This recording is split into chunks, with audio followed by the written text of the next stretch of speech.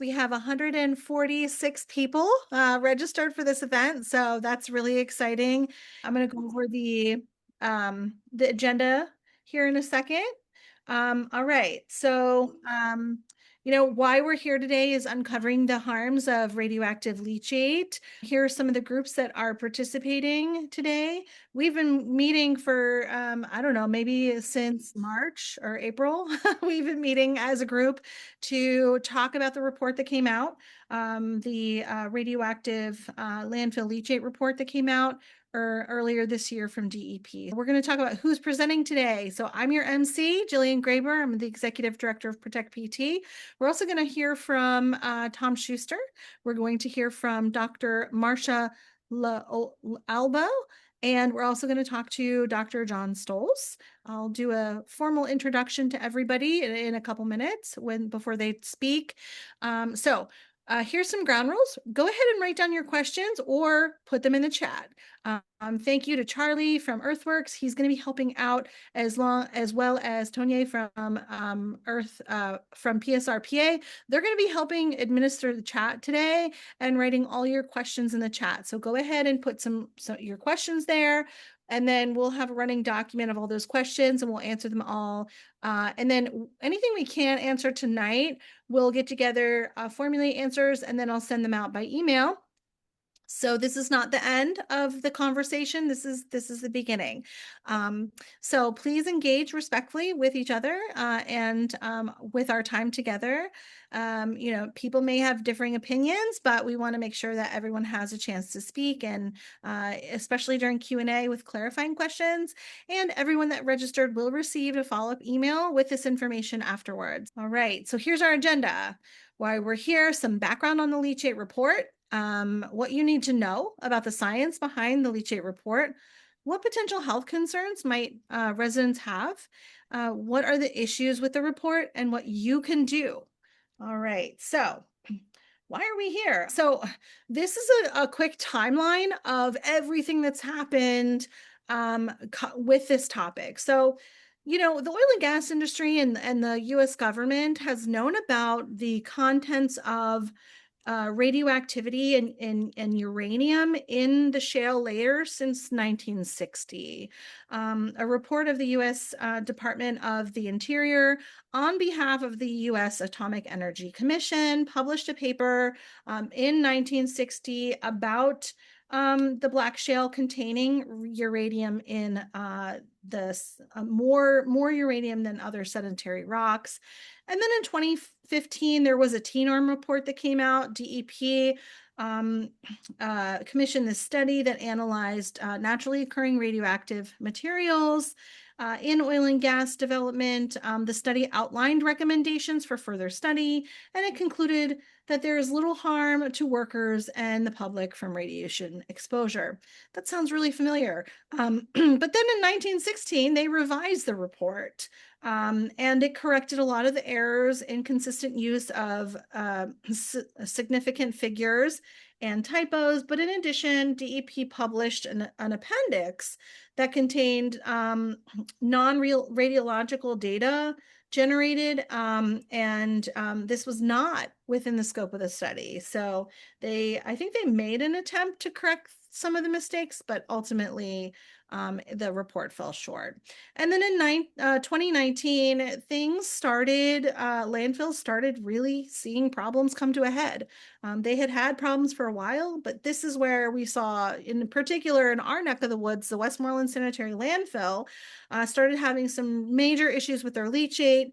The treatment system could no longer treat the leachate because it was so contaminated, and they called out folks like Dr. Stolz to do some testing. So he's going to share some of that information with you of the actual constituents of leachate that he has looked at. And so they were disposing this in a pipeline, and that got shut down. Then in 2021, Governor Wolf had a press release that announced that all PA landfills were now required to test for radiologicals and leachate. And so from 2021 to 2024, data was collected on radium-226 and 228 at at landfill in landfill leachate, in their regular quarterly reporting, they were to test this additional thing of radiologicals. And then 2024 to 2025, advocates, we waited for results. We wanted to know what their data had found. And actually, we did a series of right to know requests asking for the documents. We wanted to see, okay, well, there's 49 landfills across the state. What did they find? And we were denied access to those results time and time again. So we waited and waited, and finally in March of 2026, the DEP released this report and a press statement saying that the study for the report found no human health risk in radium from radium in landfill leachate. Well, we have a real problem with that because we don't think that that is quite the case. And so in May of 2026, advocates pushed back. We had a press conference down at DEP Southwest Regional Office where we talked about our issues with the report. We sent a letter to DEP, and we had over 52 organizations statewide sign on to that letter. We did receive a response back in June but we didn't really feel like our ongoing concerns were addressed. And so, and I do have some links in here of some of these different items. You can see Jessica Shirley, Secretary Shirley's response, and it was just kind of a regurgitation of the summary, the executive summary of the report itself. And so today, we have some calls to action for you at the end of this presentation. Residents deserve better from our DEP. The results are very concerning. And DEP needs to stop denying that there is a health risk and admit that the risk is coming from oil and gas waste, and that is a true risk to human health, which we're going to talk about later in this presentation. So we're going to hear first from Dr. Stoles.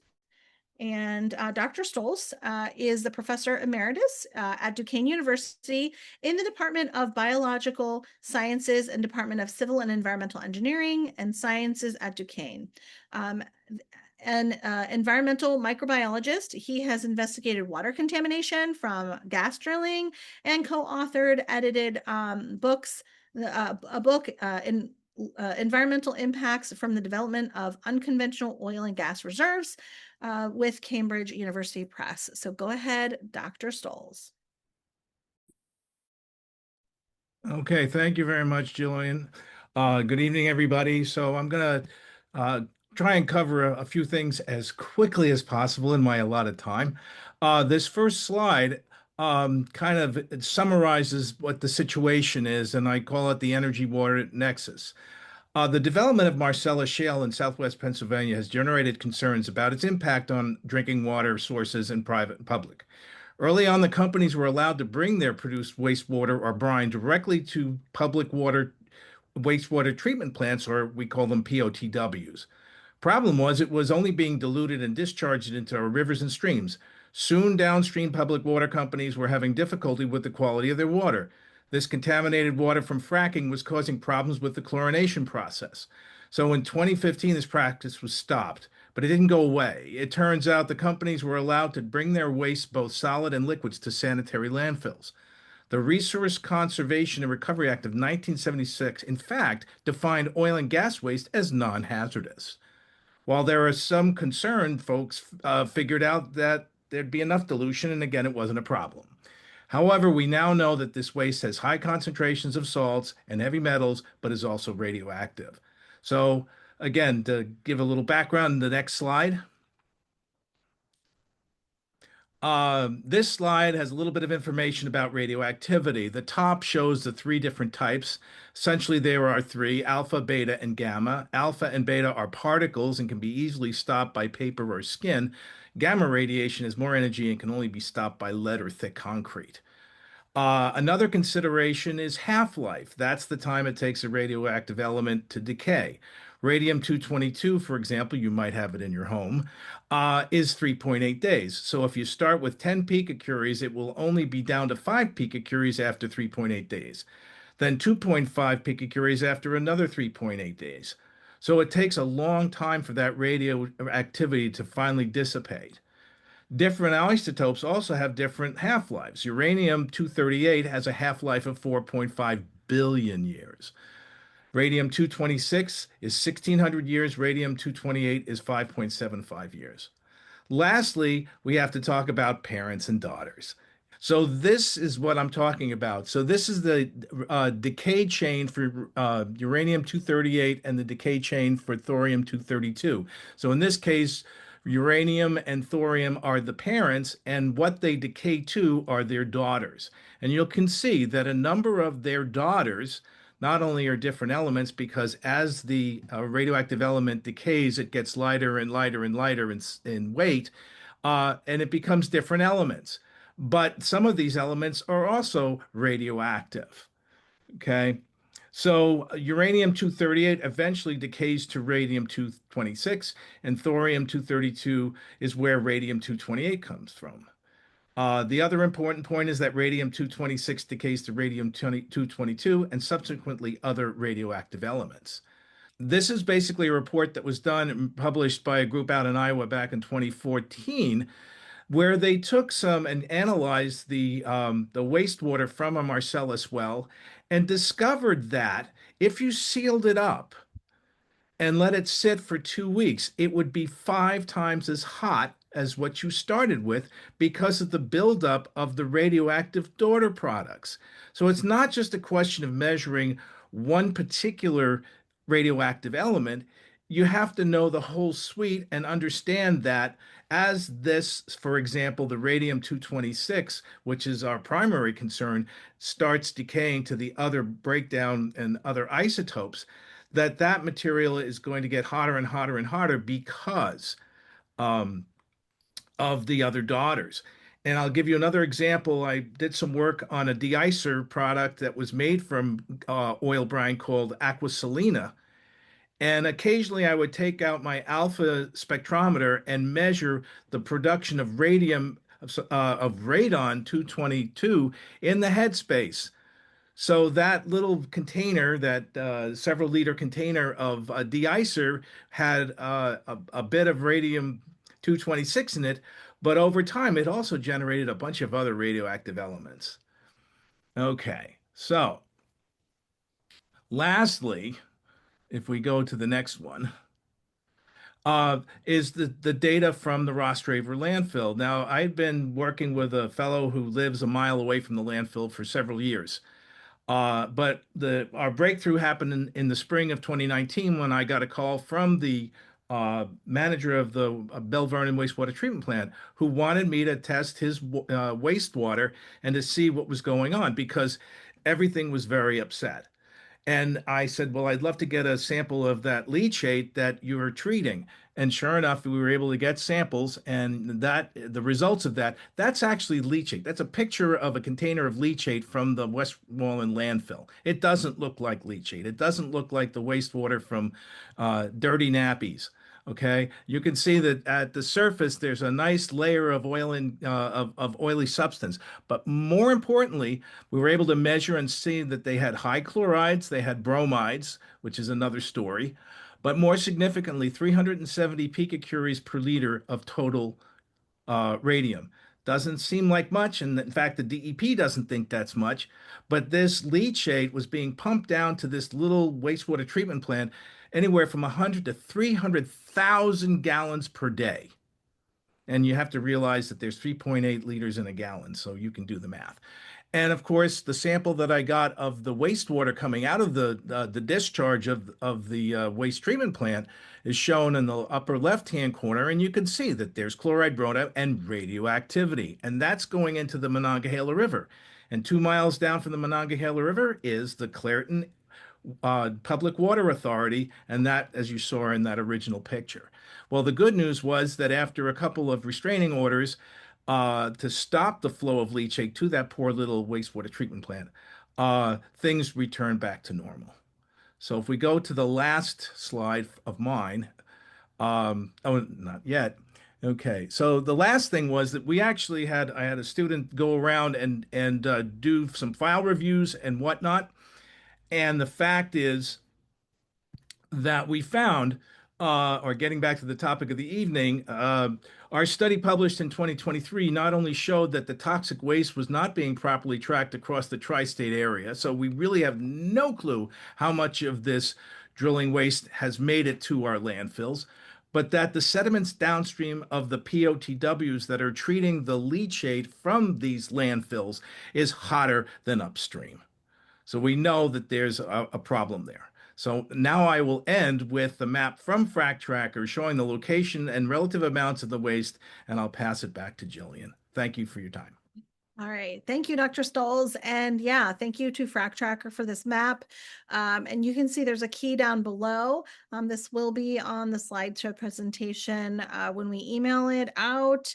And there is a key that they were kind enough to send to us. The larger the green dot, the more radium that they found, and the circles indicate locations where they had disposed of oil and gas waste. All right, so next up we have Dr. Marcia L'Albo, and she received her medical degree from the University of Virginia School of Medicine and completed a residency in radiation oncology from the University of Pittsburgh School of Medicine. She received her Master's of Public Health also at the University of Pittsburgh. Hello, Dr. L'Albo. Thank you, Jillian. Thank you so much for having me. If we could go to my first slide, please. So to evaluate the DEP leachate report, we have to think about safe radiation dose limits. In this case, we're looking at what is the safe level of radium in drinking water, and the EPA has determined that this is 5 picocuries per liter. So if you think back to some of Dr. Stoltz's slides, some of those samples were much higher than that. As was previously mentioned, back in 2016, the DEP did a study to evaluate radiation exposure in oil and gas operations. They found that there was a potential for leachate from landfills that accept oil and gas waste to contain TNORM, which stands for technologically enhanced, naturally occurring radioactive materials. And they measured the high levels of radium-226 in leachate, and they found that some of them were over 350 picocuries per liter. And again, you'll recall the drinking water level is 5 picocuries per liter. The DEP said in their report from the study that they felt there was a potential for radiological environmental impact, and this led to the current study. It's important to realize that even though oil and gas waste can be radioactive, it is regulated differently than other types of radioactive waste. This is because, and this was mentioned earlier, oil and gas waste is exempt from RCRA, unlike other types of waste. TNORM is regulated under DEP's Bureau of Waste Management. And if you contrast that with medical waste, that is regulated by both NRC, or the Nuclear Regulatory Commission, the state, and the RCRA. So how medical waste works is it is stored in a particular location until it gets down to background level, and then it's managed by the RCRA as regular waste, regular hazardous waste. And obviously fracking waste is exempt from this. So let's talk about how the radium gets into the drinking water from the waste. The Marcellus Shale is naturally high in radium. Radon gas is a product of radium, and this is why those of us with basements are recommended to have radon evaluations. When a well is drilled by hydraulic fracturing or fracking, large amounts of fluid are sent down the well bore and brought back up again along with radium. Fracking is a high volume process that generates a lot of waste. Some of this is fluid and some is mud and sludge contaminated with radium and other chemicals used in the fracking process. It used to be that companies would bury the waste on site, but that was found to contaminate the groundwater, not surprisingly. Now the sludge is mixed with solidifiers and sent to landfills. The solids are transported and dumped into the landfills. When it rains, the water filters through the waste. The water draws out the chemicals, the radiation, etc. The leachate then goes to the wastewater treatment plants, and about 80% of drilling waste stays in Pennsylvania. So as we saw on the map, there's a lot of places that do take this waste. So how is the leachate processed once it reaches the landfill? There's a couple of different options. Some landfills operate on-site treatment systems called LTPs, or leachate treatment plants, while others are connected to the local POWs, which treat the landfill leachate prior to discharge. The LTPs that include reverse osmosis and membrane bioreactors can remove over 90% of the radioactivity. So this is the best method to do it. But if you look at that chart down there, only about half of it falls into that category. The remainder of the landfills transport the leachate by truck or conveyor to a POTW. This is a concern because in general, POTWs are not designed to process radioactive waste, and operators are not required to conduct radioactive surveys. Radioactive material going to POWs in some cases can even become concentrated, causing potential exposures to workers and the public. And if you look at this little diagram down here, that's from the DEP leachate report. And it just shows that about half of the leachate does go to a POW and does not go through the LTP process. So how did we get here? The Clean Water Act guidelines were developed even before fracking existed. Conventional drilling also has the potential to bring radium up with drilling, but the amount is smaller because conventional drilling generates less waste. Once fracking started, the 2005 Energy Policy Act, also known as the Halliburton loophole, exempted fracking from the Safe Drinking Water Act, which is a really bad idea. I don't have to tell you guys that. Bringing this waste to landfills is a concern because many of them are not equipped to treat this type of waste, as Dr. Stoltz mentioned. The DEP limits how much T-norm can come into a landfill, and they do gamma testing on the trucks that come in. Gamma testing evaluates X-rays, but does not detect particulate radiation such as alpha or beta particles. And you can recall that slide that Dr. Stoltz put up with the piece of paper and the different energies. The Belle Vernon plant was shut down, as Dr. Stoltz mentioned, in 2019 because the leachate from the Westmoreland landfill was harming the equipment. And some of the testing showed leachate straight from the landfill at 50 picocuries per liter, and discharge from treatment plant was 8 picocuries per liter of radium 226 and 228 in one sample. And as Dr. Stoltz mentioned, that effluent was discharged into the Monongahela River. Discharging effluent into rivers from treatment plants is a concern because radium can accumulate in the river sediment. And Dr. Stoltz's study had looked at that as well. We even have older data than that. About 10 years prior to Dr. Stoltz's study, they found that radium levels in the stream sediment were 200 times greater below where the effluent came out than upstream and the background sediments. And the authors felt that these results posed potential environmental risks of radium bioaccumulation in these localized areas. And this was a concern because people do boat, swim, and fish in these areas. This brings us to the potential health effects of radiation. Now, we know radiation is all around us as naturally occurring radioactivity. However, when the dose of radiation gets too high, there can be problems. And particularly when we're talking about radium, this can affect the bones and the blood cells. We know that oil and gas workers are a group that is at risk for health effects from radiation exposure. In 2016, an analysis from the CDC showed that oil and gas workers cancers were indisputably linked to radioactive exposure on the job at the oil and gas site. This makes sense when you think about how close the workers are not only to the produced water, but also to the pipe scale and other parts of the infrastructure, which can be highly radioactive. In 2024, researchers found that radium had accumulated in higher amounts in freshwater mussels downstream from treatment plants that accepted oil and gas waste. This has obvious implications for those that might consume seafood in these areas.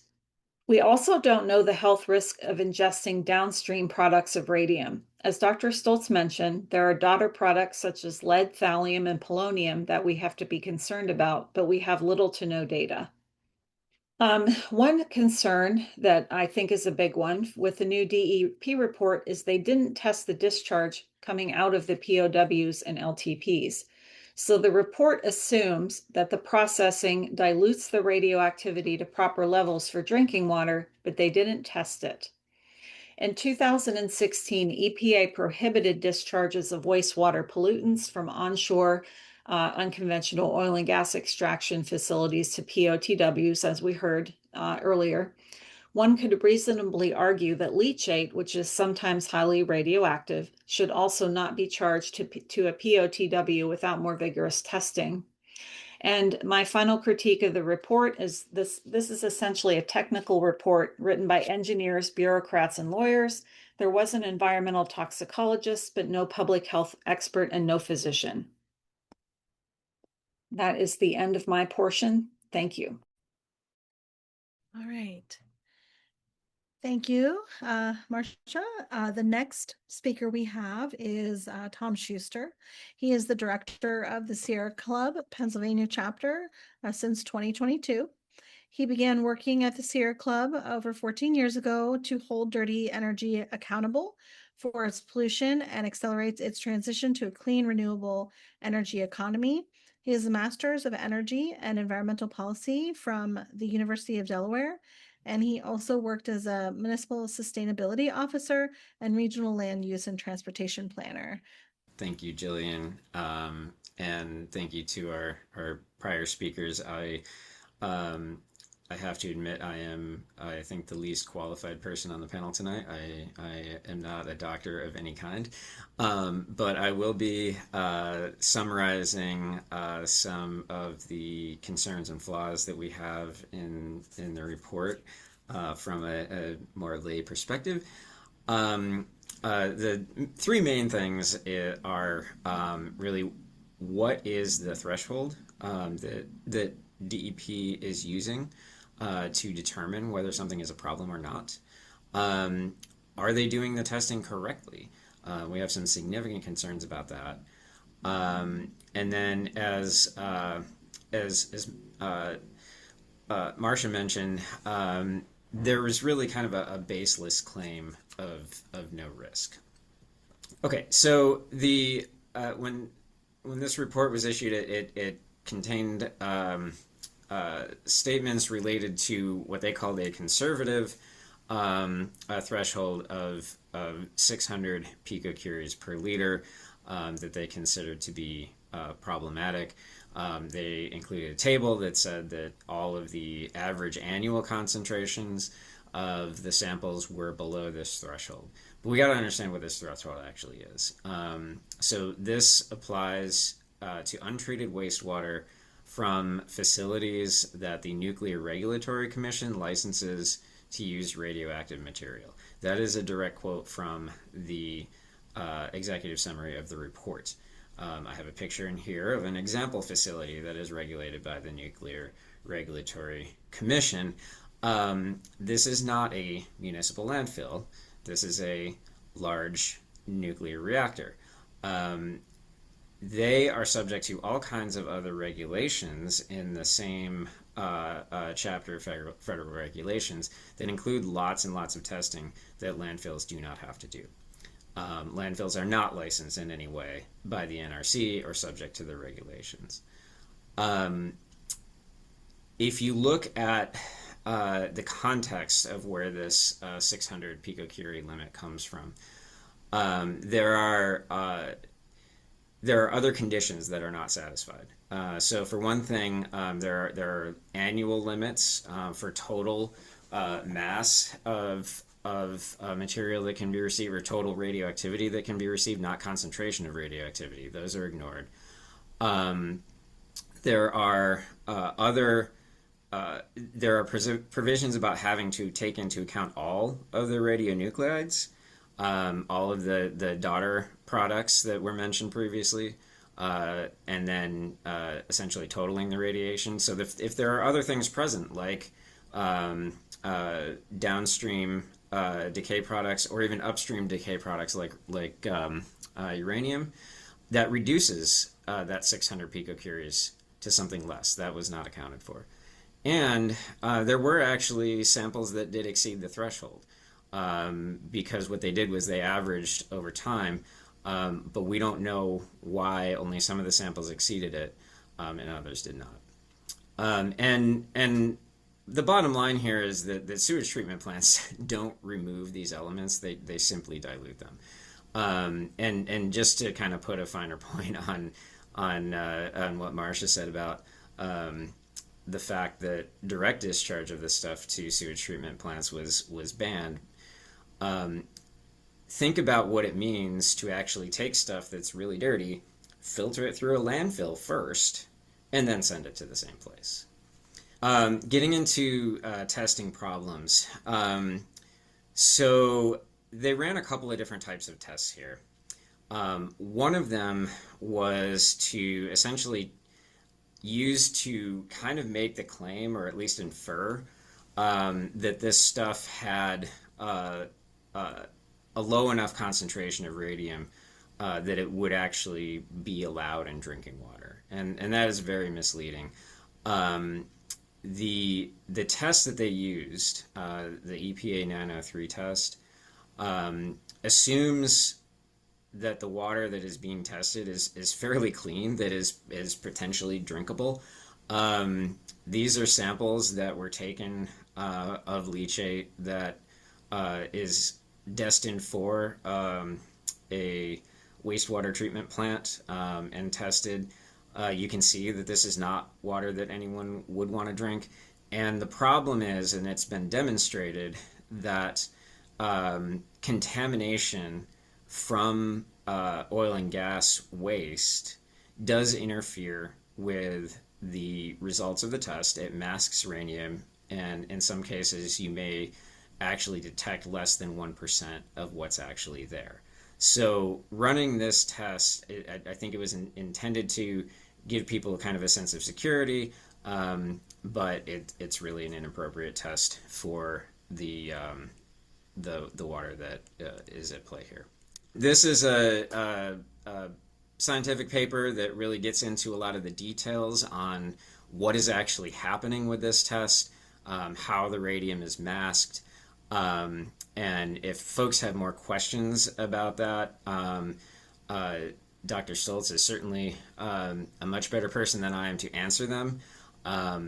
Suffice it to say that we need to have a better testing protocol. If we are not properly testing, it doesn't matter how many tests you run, you're going to get garbage results. So the other type of test that they used was a gamma spectroscopy test. And this is the one that they were measuring against the 600 picocurie threshold. And there were a lot of details that were left out that are very important for understanding whether or not this test was done correctly. The testing protocol requires, for example, that you have to incubate samples for 21 days. We don't know that they did that. When you're doing that, you have to properly seal the containers. And the reason for that is because the first daughter product of radium is radon, which is a gas which will escape if you do not contain it. So if you're not storing these things properly, you do have the release of radioactivity into the environment before it even is subjected to the test. And then finally, it is not indicated exactly how long they actually ran the test, and this is a test that is sensitive to the time that it is run for. In some cases, they indicated that they definitely ran it for too short of a time. In many cases, they did not indicate exactly how long they ran it at all. And so if we are to get a proper understanding of the risk here, we need to make sure that we're running the test correctly. So the claim of no risk. So if you look at the press release that was accompanying this report, they make numerous claims of no risk, and most of the headlines that covered this story used that no risk tagline in some form or fashion. We want to be very clear that this should not be considered the end of the story. There is, first of all, they don't actually say those words, no significant risk to human health, in the report. Okay, that's from the press release. That's not from the report, but that's what the reporters ran with because that's what they were given. There was no actual risk assessment performed. Now, why is that important? So, what they're actually dealing with is concentrations per liter of radioactivity. They're not addressing anything about how much volume there is. Dr. Stolz mentioned a case where hundreds of thousands of gallons of this stuff are being piped to a facility, right? So the volume of it matters, not just the concentration. Also, the pathways to exposure matter. And none of that was evaluated. There was not a review by independent scientists. If you look at the list of people who reviewed it, it was all essentially internal staff and people involved with the study.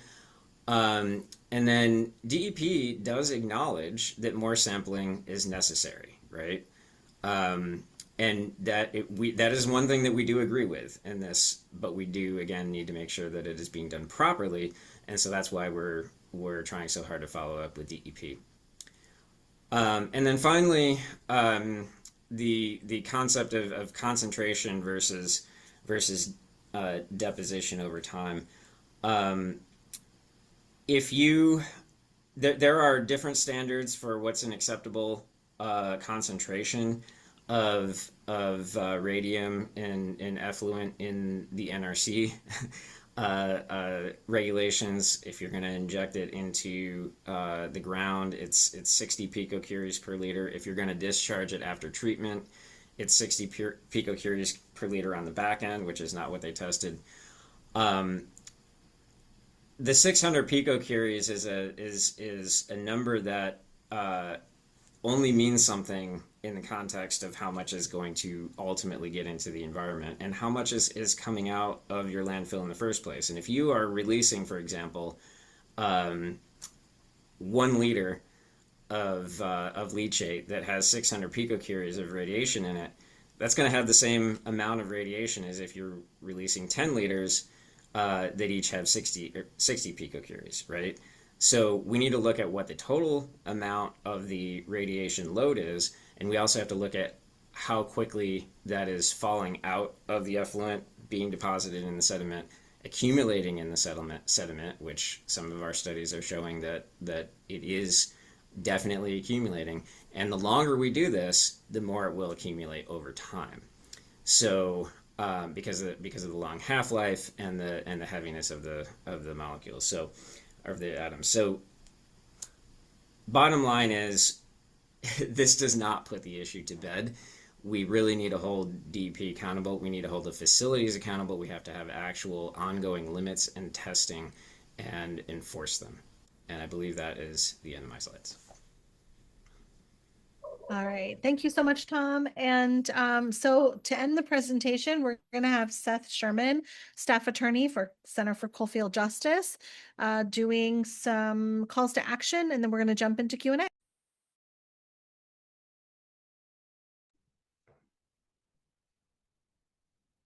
Yes, hello, everybody. My name is Seth Sherman. I'm a staff attorney at Center for Coalfield Justice, one of the groups that have gathered for this, wonderful endeavor of learning about all the horrors of our landfill leachate. And apologies, Tom, I believe I am actually the person who is least qualified to talk about the technical nature of all of the scientific and public health effects of all of this. But I just want to direct you all.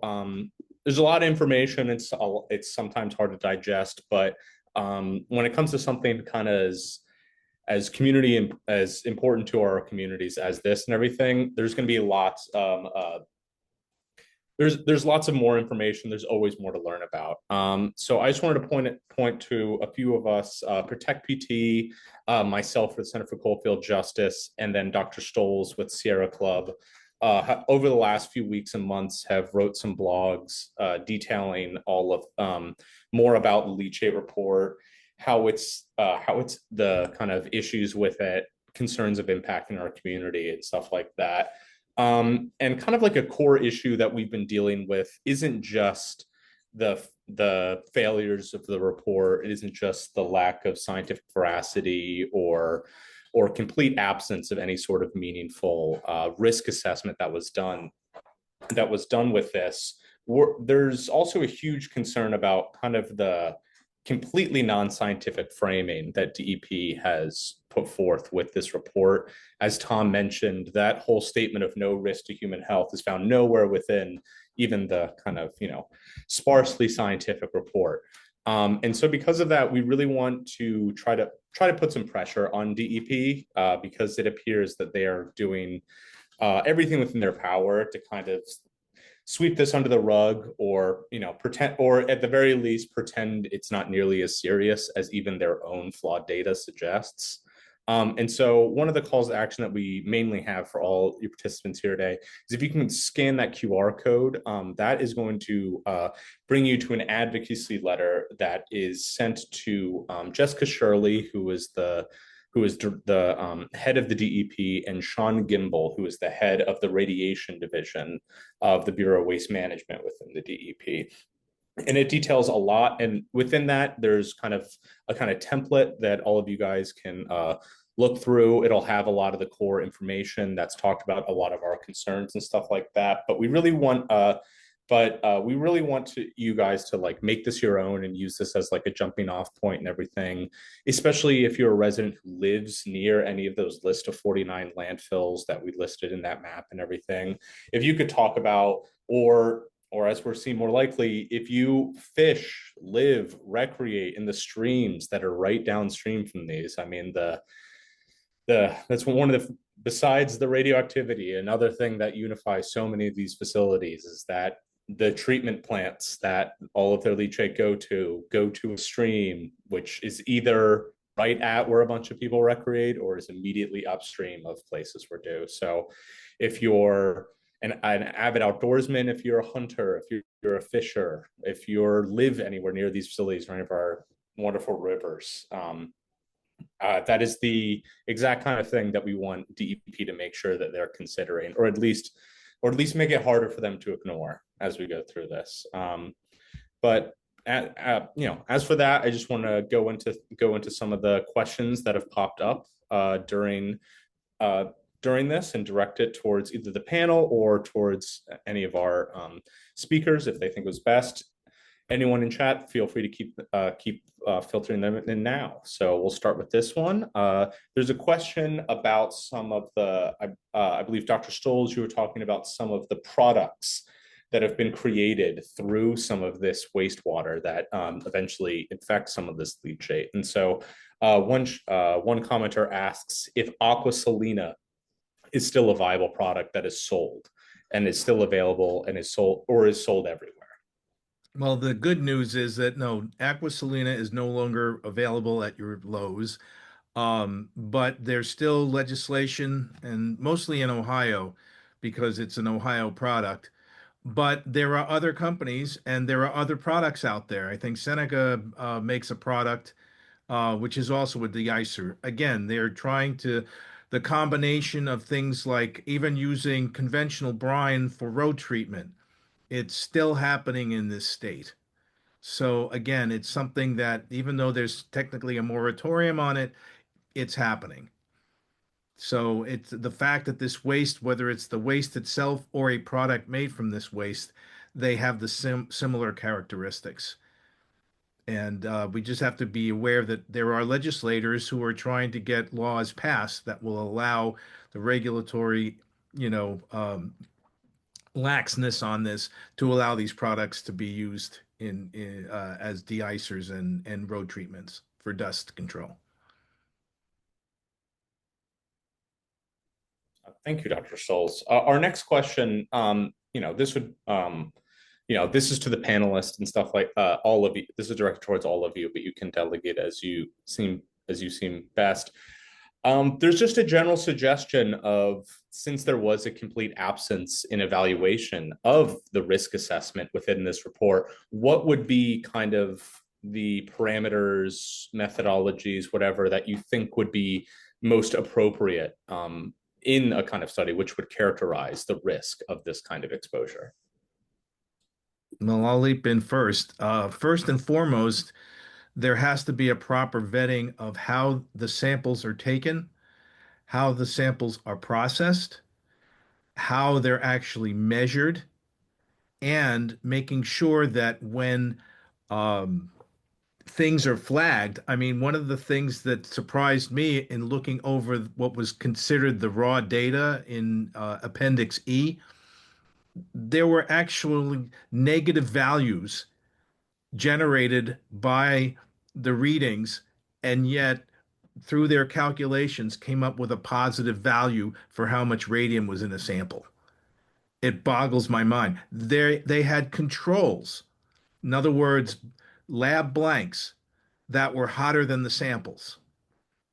When you look at that kind of, you know, data, you know that there's a problem.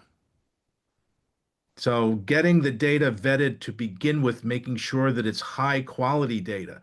The other thing is that they started off with multiple samples from each of the landfills, and that's where a lot of the high numbers came from.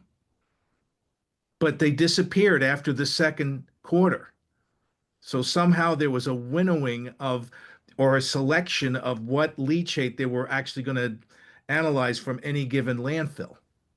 And in their table, they said, "Oh, we are presenting the data from 4 consecutive quarters," but never said which ones they were. So there's a lot of things that can be done and need to be done to fix the study and do it correctly. And I would just flag that the types of problems that Dr. Stolz just mentioned are exactly why applying a limit from an NRC regulated facility is inappropriate here. It's clear that the folks doing this are not used to dealing with this kind of material, are not used to the protocols that are involved, and need to do better. I'll add, a study like this should be at the level of a peer-reviewed publication. And for a peer-reviewed publication, you want the data to be so clear that if another researcher came after the people that did this study, they should be able to reproduce the study. And some of the issues that Dr. Stolz is mentioning, it sounds like no scientist could reproduce this data.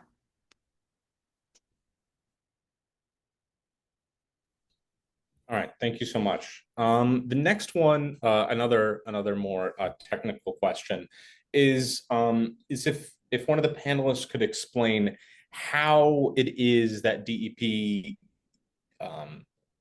calculated this average radiological of radium 226 within the limits of the 600 picocuries per liter. What was the basis, and what was the kind of means in which they did that or didn't do it? Well, I'll admit right off the bat, and I talked to a colleague of mine who actually works with me to measure the amount of radium in our samples.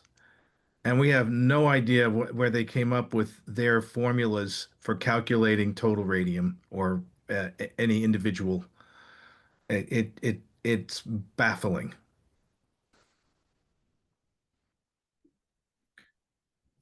Is that so? I guess this is now a follow-up from just me. In the light of all of these kind of questionable methodological concerns, the kind of lack of peer-reviewed nature of all of this, does that make the fact that many of the samples and many of the landfills, even under this strange form of like this, strange methodology, had such high levels of have such high levels in some of their leachate, kind of do you think that highlights, if is that just a pure reflection of the lack of veracity to the study, or is that kind of more a reflection of just how radioactive this leachate may be?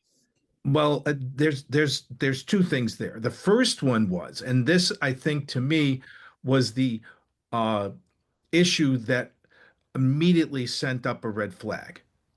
They found radium in every single landfill at about the same level, whether or not that landfill had reported taking oil and gas waste. And yet, again, they were saying that, well, it's because of the geology and this, that, the other thing. Yes, we have, a problem with radon in this state, but radon is a daughter product of radium 226, not a parent. And as far as it was intimated again in the press release that it was medical waste that these other landfills had taken that resulted in the higher levels of radium in those.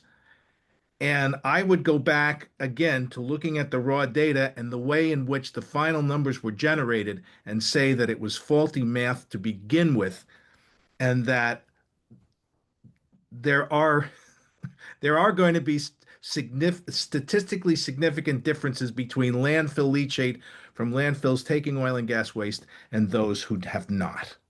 Or you have to say that all these landfills have been taking this oil and gas waste but not reporting it, which is also another possibility, unfortunately. But that's what our report and our paper in 2023 actually uh, discovered. And we're not the only ones. Other people have actually published on that as well, that the tracking of this waste is a complete sham. And I think that speaks to why we have to have improvements to the regulations governing this stuff, the permits affecting the facilities, and the enforcement of those permits. Right? There are definitely some results from this that are very concerning, notwithstanding all of the problems. And I think the point is like what they're doing here is they're producing a study over a limited period of time. They're saying everything's okay, and that while we might have to do some additional sampling, just to kind of confirm that, but the fact of the matter is that these facilities in their permits don't have to not only do they not have to limit the amount of this material coming out, they don't even have to measure it on a regular basis, right? And so at bare minimum, what we need to do is incorporate limits for radioactivity into the permits of facilities that accept this waste that is known to have the radioactivity. And not a single one of these facilities right now has that type of limit.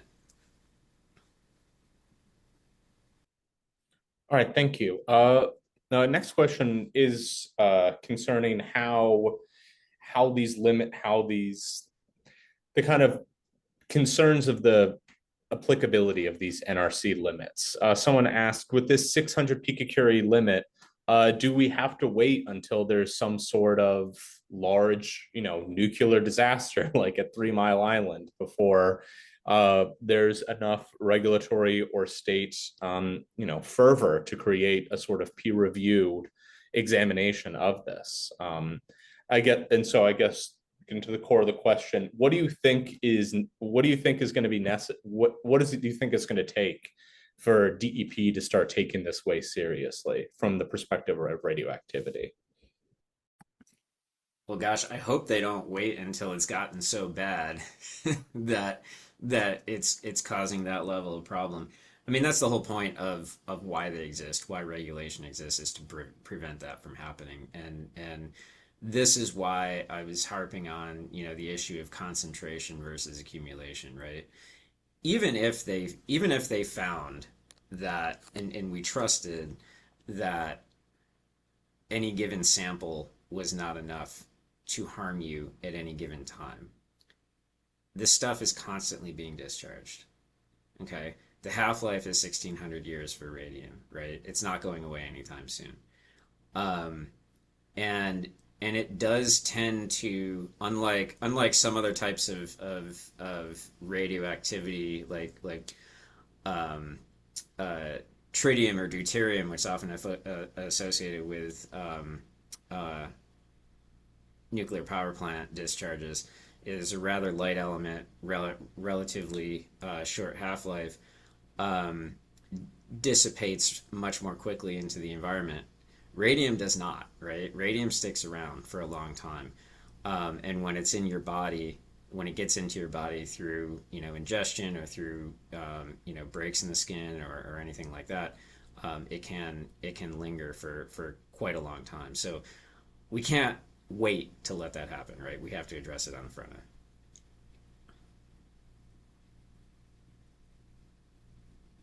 All right, thank you. Looks like we have time for maybe one more question. Um, let's see. Yeah, it says one of the questions here is about kind of like what do we think are the best like next policy steps on the part of DEP. There's a question about whether at this point it makes sense to be tearing apart this methodology, to be going through. Do we think this is something that needs to be readdressed? Do we need things to be fixed? Is this a kind of new regulatory standard that needs to be built from the ground up? Is there a way of this to be a jumping off point?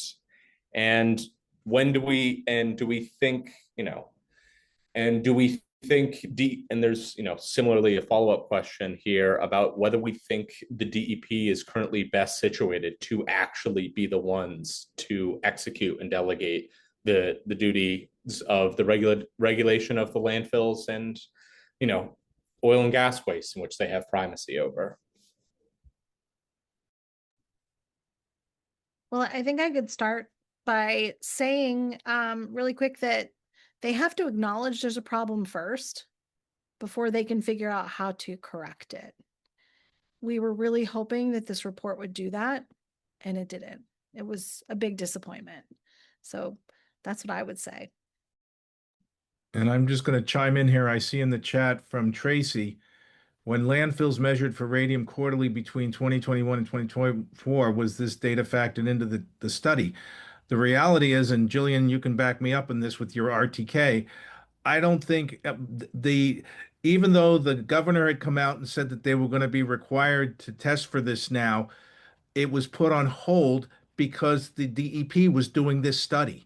So I have not seen a single Form 50 or whatever that has been reported to the DEP over the last several years since this has been put into place, where they've actually had any data whatsoever on radium 226 or 228.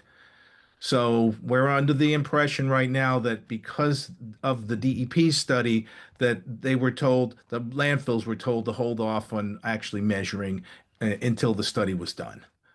So others might know something different, but it's clear that we have not seen any data being reported from the landfills themselves. This was all done by the DEP, supposedly even by a single individual collecting all these samples according to the chains of custody, or at least I should say on the reports. Regardless, yeah, this was a special study for this particular report.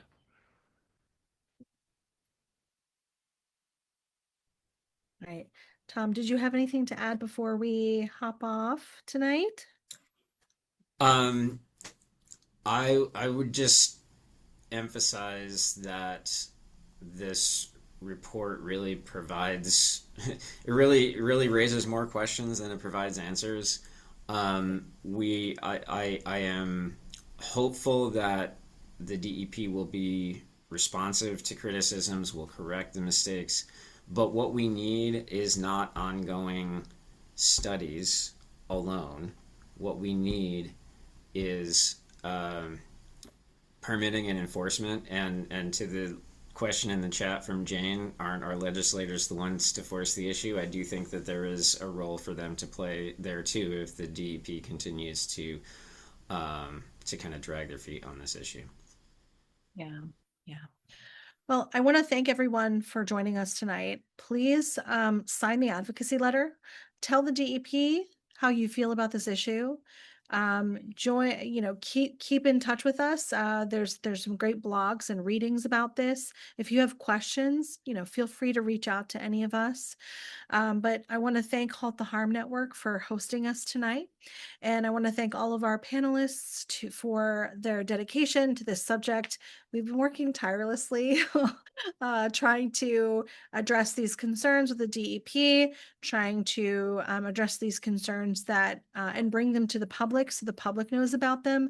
Because at the end of the day, these landfills are in everyone's communities across the state of Pennsylvania, and we need to be mindful that there is, there's radium around us, and it comes from oil and gas waste, and it needs to be contained and remediated at some point. So thank you everyone for joining us tonight, and I hope everyone has a wonderful evening. Thank you so much. Thanks, Jillian. Good night, everyone.